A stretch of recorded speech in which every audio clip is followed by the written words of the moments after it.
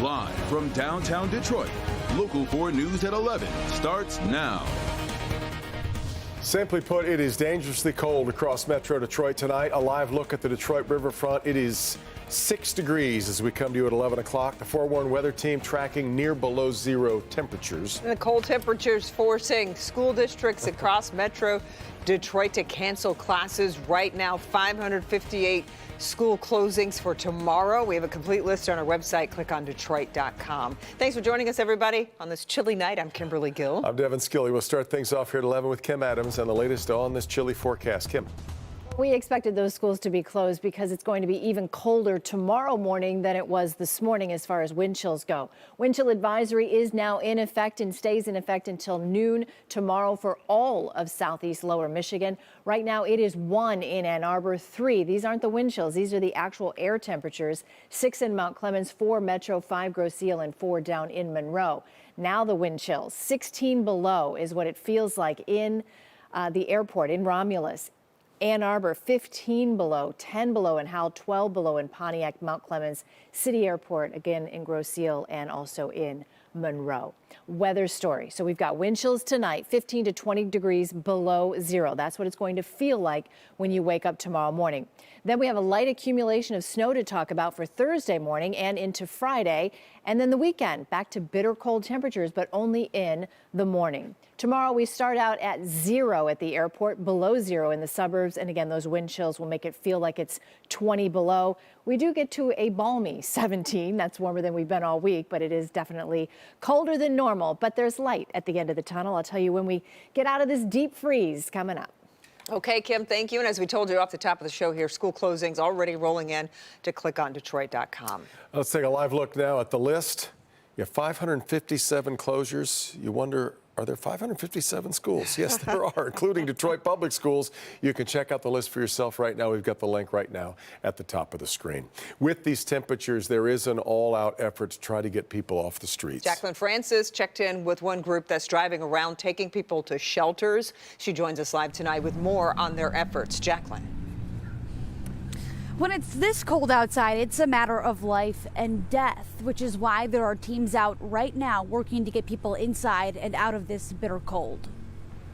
Hats, gloves, hand warmers are a big thing. In these frigid temperatures, it's all hands on deck. Cass Community Social Services sending out their fleet of vans. These are our snack packs. Providing supplies and offering shelter. Nothing has to be refrigerated. I mean, that wouldn't be an issue in this weather, but Some of the stuff we provide to people before they come into shelter, but sometimes folks who choose not to come into shelter, we want to make sure they're staying as safe as possible if they refuse to come in. Their hope is to convince everyone that it's safe to seek shelter and offer them the transportation to get there. Sometimes folks just need to know it's okay for it to be temporary, but we're ready and willing to engage with them. This past weekend, there was a coordinated effort in the city of Detroit to get people off the streets. Luckily, the city is supporting us with a temporary warming center right now, so that alleviates some of the strain on our already established shelters and allows us to engage with more folks and get more people inside.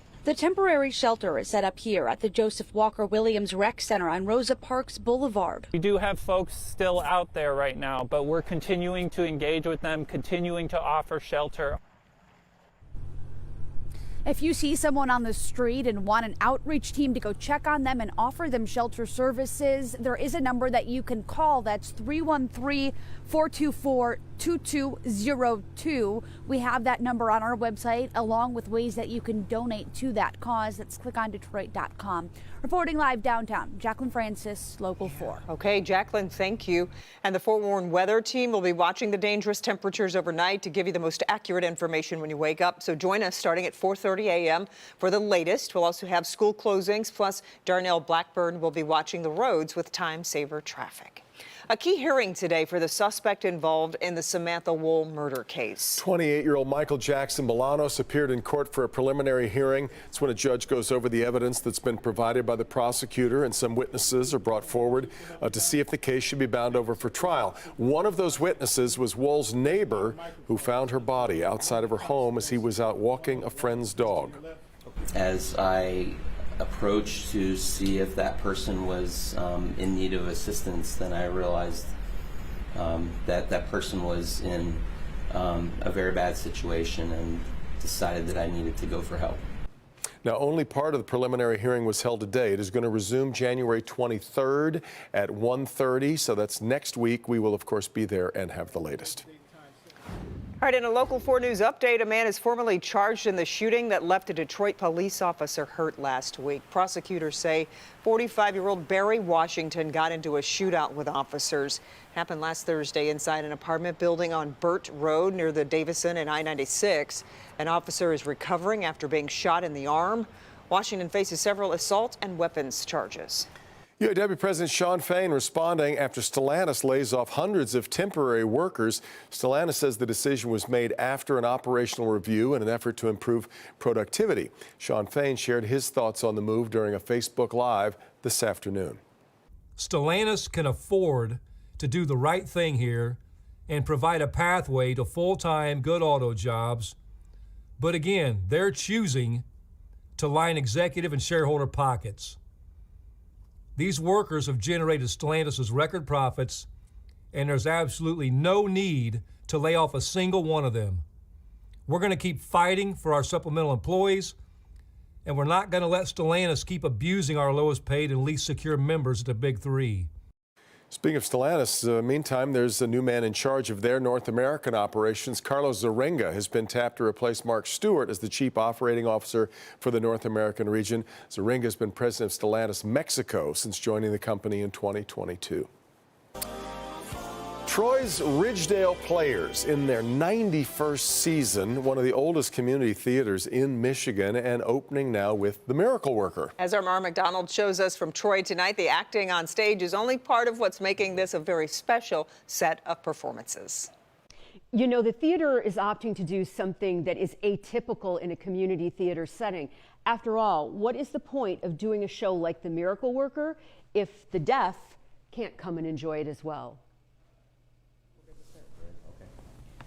I need only to push one word into her mind. Just one word and everything under the sun will follow. I vividly remember reading Helen Keller's story as a child, and the stage version of The Miracle Worker is just as impactful today. When our play reading committee started looking at shows to do post-COVID, we were looking for things that were uplifting, inspirational, but classics. Sandra not only heads the theater, but is tackling the role of Annie Sullivan, who taught a deaf and blind Helen Keller to experience the world. The theater wanted to bring in ASL interpreters, but the cost was in the thousands. They couldn't swing it until... Through GFL Environmental, they indicated that they would support us with a generous donation. Cora Steiger is one of two young actors cast as Helen for the run of the show. This is just going to be a wonderful show and a great experience for you to just sit in the audience and watch this go on.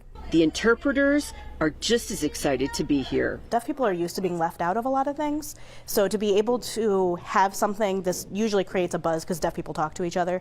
So when one person finds out, then usually a lot of other people find out. And then just getting the word out there that there are deaf people that want to be included in things like this is really big. So the show is in Tech Week this week. This is the first night. They've got Shayla interpreting up on stage here. If you want more info on tickets, all you've got to do is head on over to clickondetroit.com. We are in Troy. I'm Mara McDonald with Shayla, Local 4. Great story, Mara. We appreciate that. And if you know anyone or an organization that's evoking our Go For It spirit, we want to hear about them. You can submit your nomination at clickondetroit.com, or you can email us at goforit@wdiv.com. Countdown is on until the Lions take on the Tampa Bay Bucks in the NFC divisional round of the playoffs. Sunday's game is forcing the NHL to change the start time for the Red Wings game. The Wings will now face off against the Tampa Bay Lightning Sunday.